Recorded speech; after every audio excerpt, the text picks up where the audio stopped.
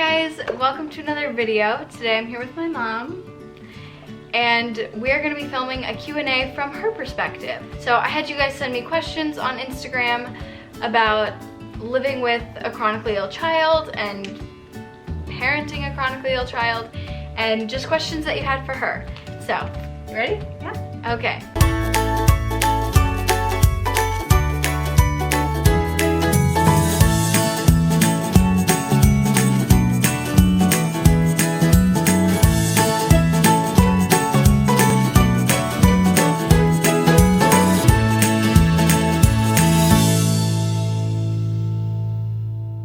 Will you or Dad ever learn to access my port, like if you've been taught by a nurse?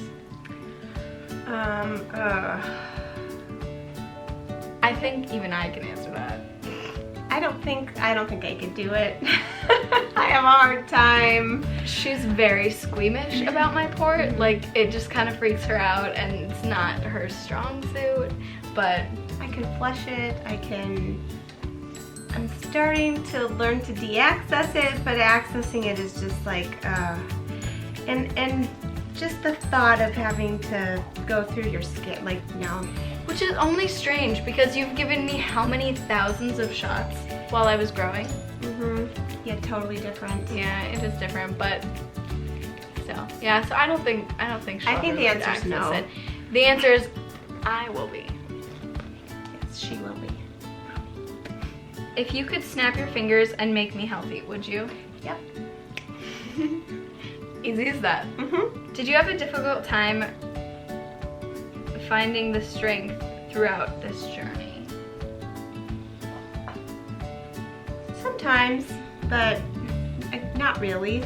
I think it was different because it happened slowly, you know?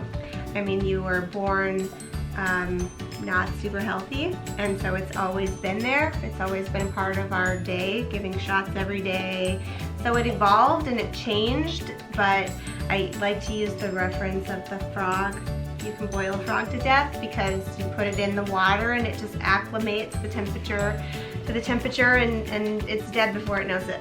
That's what happens. It just happened so slowly that, like, while the situation that we're in now is like difficult, it wasn't like we were just put in the situation and she had to learn how to deal with it. Yeah, it wasn't like we were all good, car accident, bam, lots of problems. It was slow and gradual, and sometimes I actually look around and think, wow, how did I get here? But strength was always there when I needed it. How has this shaped our relationship? I think it's better. We spend more time together. We don't have to fight about any of the normal teenage drama stuff, like, I hate your boyfriend. Mom, why can't I go to a party? Just give me the car already. You're not leaving the house wearing that, young lady. None of that. What is the hardest part about having a chronically ill child? Watching them be in pain and not being able to fix it. Missing, I think I mourn for the life that I expected you to have that you don't. The things I thought you would do that you don't. So. Yeah.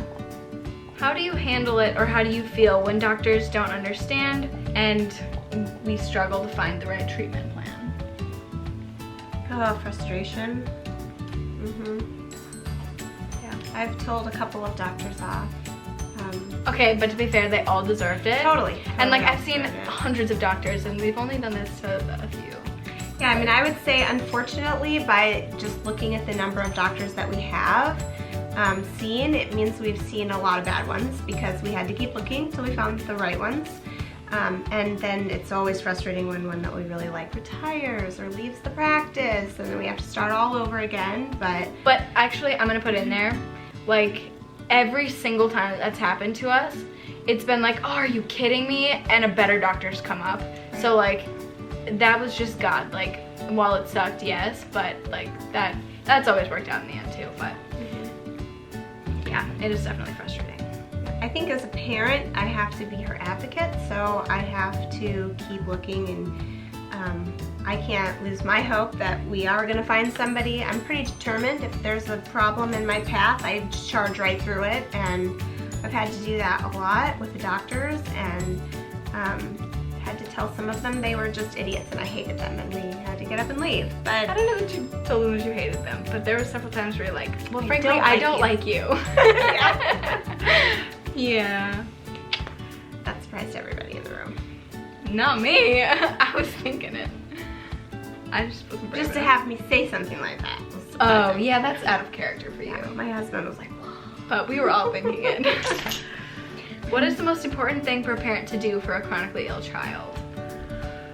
love them, encourage them, fight for them, fighting for them, and never giving up. Never letting them give up. Giving, you know, just making sure that they always see the hope that's there even when it's hard. Can I put something in here? Yeah. What you said about like not letting them give up, I think that it's important, from my perspective at least, is like it can be really difficult to go through these challenges, and sometimes like your hope just wears thin, but having a parent that's there where you can just borrow some of theirs to keep you going, like that they're there for you in that way, I think that's really important. And it doesn't always come out in nice ways. Like, sometimes I just say, get over yourself, get up. What have you ever I done? do.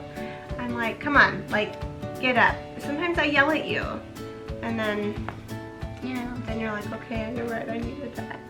How do you deal with the fear of the unknown? This is one area where I'm not a face it head on kind of person. Like, I don't plow through that. And I did. I used to be the queen of worry. I used to be the queen of like, what if? And I had to just finally come to a place where I said, you know what? Nobody's guaranteed tomorrow.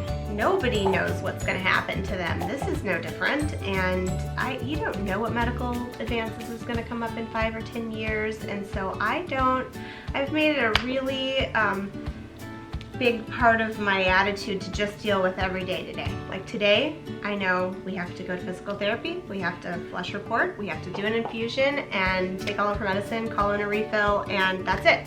That's my mountain today, and tomorrow I'll get up and say the same thing. I don't really allow myself to go down that road anymore. Yeah, and I actually feel the same way. Like, that's just a question where we don't know the answer, and there's no point in killing yourself trying to find it because you can't. So You like, can get all good and depressed if you want. oh but yeah, you can live in that like trail of trying to find out what happens. But the truth is, like, you can't get there until you're there. And to drive yourself crazy. Yeah. Alright guys, so I hope you enjoyed this Q&A with my mom. If you have any other questions, comment those down below. And don't forget to follow me on Instagram for more updates. And if you haven't already, give this video a like and subscribe to my channel for more videos like this. And I'll see you guys next time. Bye!